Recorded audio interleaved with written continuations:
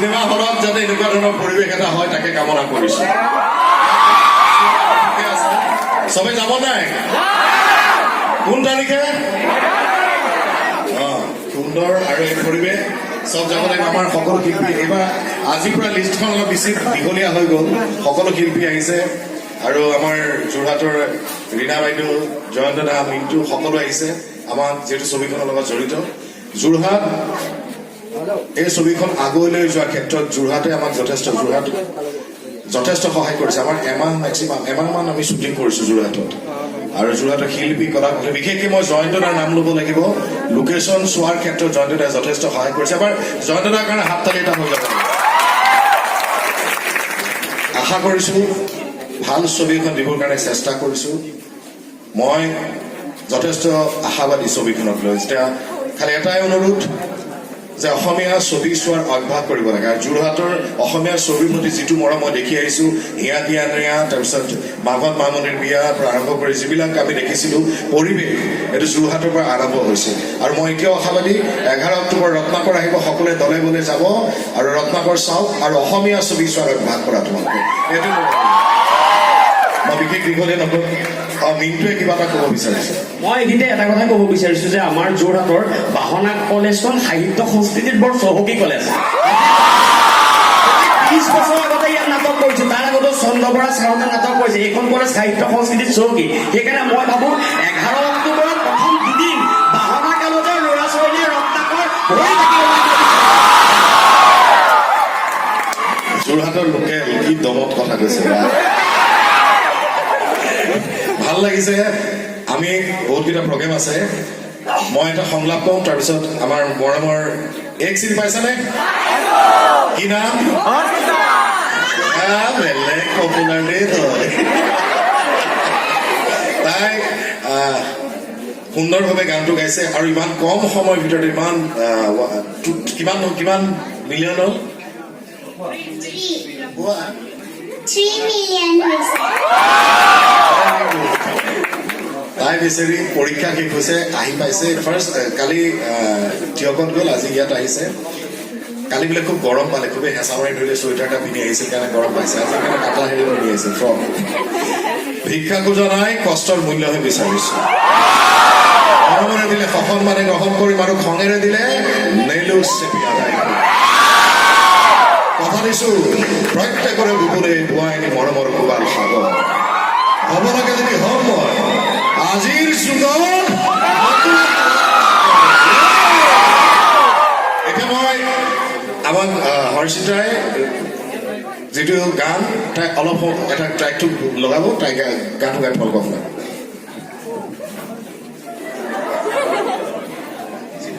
তোমালোক চবে 11 অক্টোবৰত চিনেমা হলত ৰত্নাকৰ চিনেমাখন চাব আহিবানে? Thank U.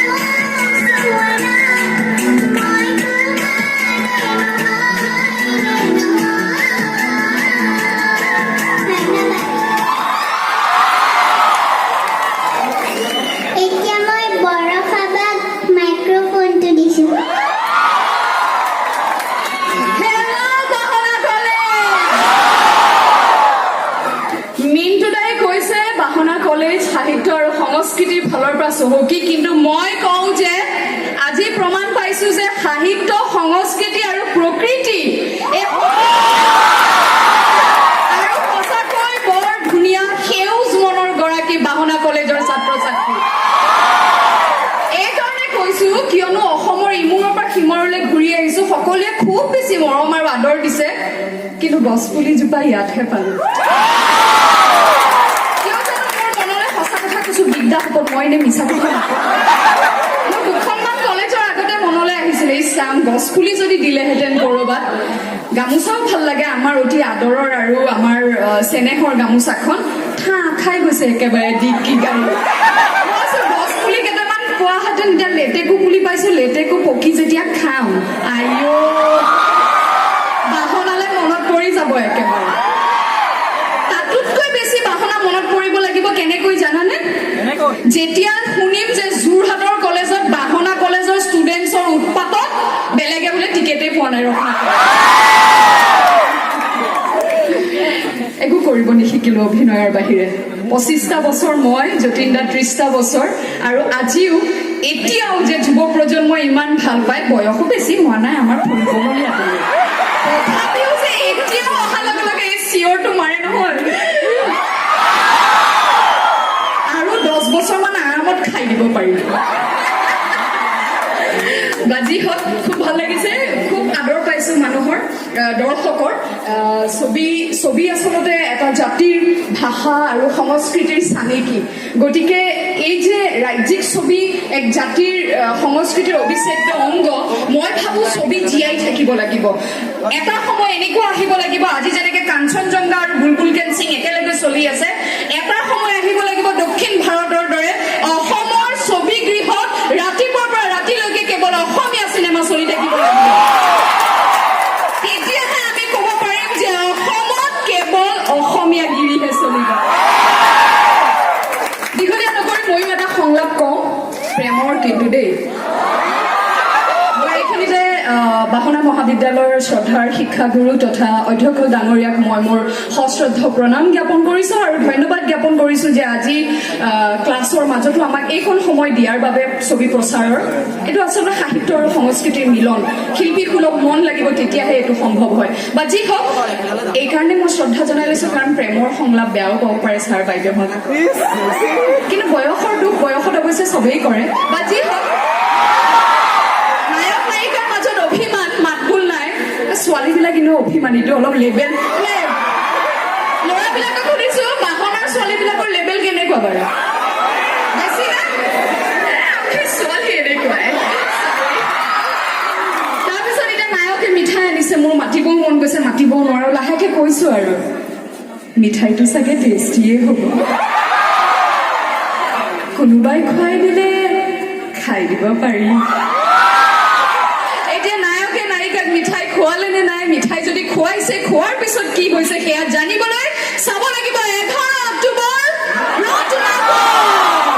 মই আৰু দীঘলীয়া নকৰো, আজি মানে তালিকাখন দীঘল, এনে মানে মইতো কথা কবলৈ ফালে নেৰোৱে মাইক্ৰফোন, যদিও আজি বহুত আছে সদস্য মেম্বাৰ, এজনৰ পাছত এজন। মই এতিয়া মাইক্ৰফোনটো দিছো নৱনীতা শৰ্মা আৰু মানস উদীয়মান কণ্ঠশিল্পী।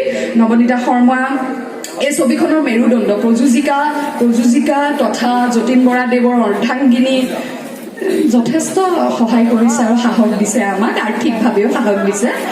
এতিয়া মানে ৰাতি গীতটো চাইছা নাই? এই যে লাডাখৰ -6 ডিগ্ৰীত বৰ্ষাৰণী একদম কম কাপোৰ আৰু যতীন বৰাই জেকেট পিন্ধি নাচি আছে। ধন্যবাদ। আমাৰ ওপৰত, নাৰীৰ ওপৰত যুগে যুগে অত্যাচাৰ চলি আছে। আজি মই গীতটো পৰিৱেশন কৰিবলৈ মিমিক অনুৰোধ জনাইছো। ধন্যবাদ বৰষা। নমস্কাৰ বাহনা কলেজ।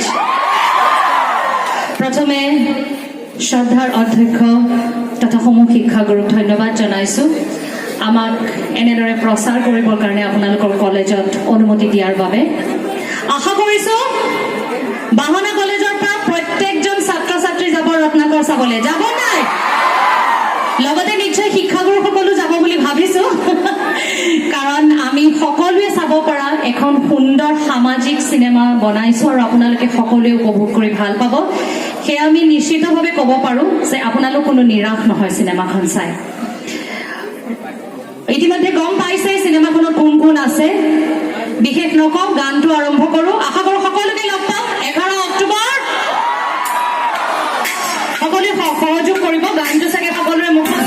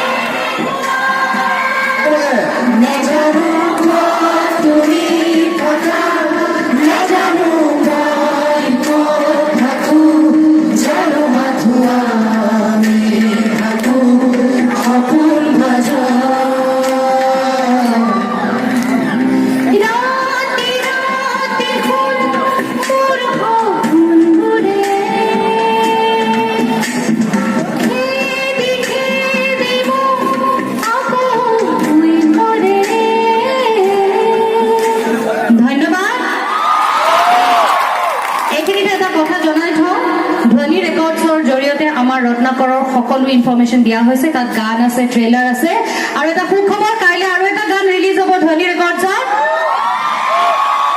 কলি মেলিলে বুলি। গানটোত যতীন আৰু নিশিতা আৰু কণমানি অশ্ৰামিকাই অভিনয় কৰিছে, আৰু গানটোত জুবিন গাৰ্গ আৰু মই কণ্ঠদান কৰিছো। গতিকে সকলোৱে উপভোগ কৰিব। মই নিশিতাক দিছো।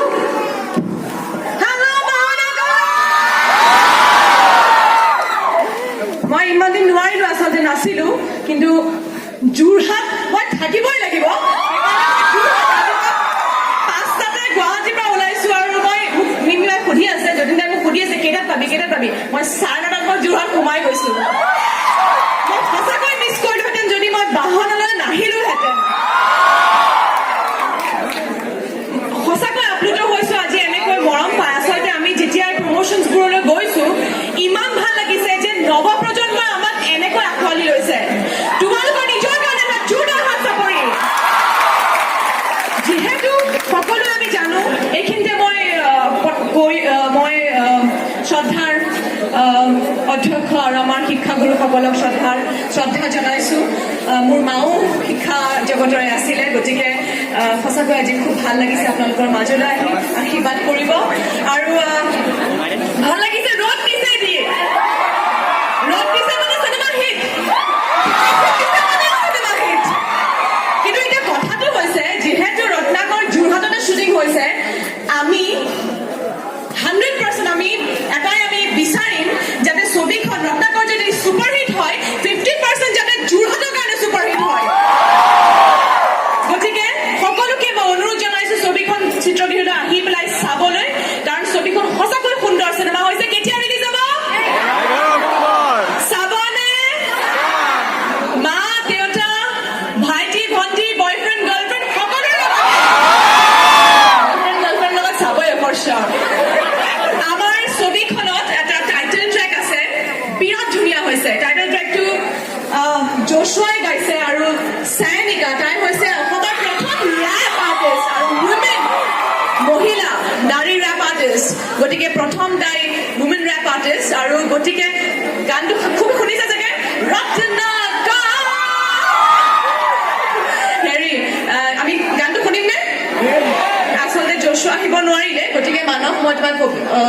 কৰিছো গানটো গাবলৈ আৰু এইফালে আমাৰ চানিকা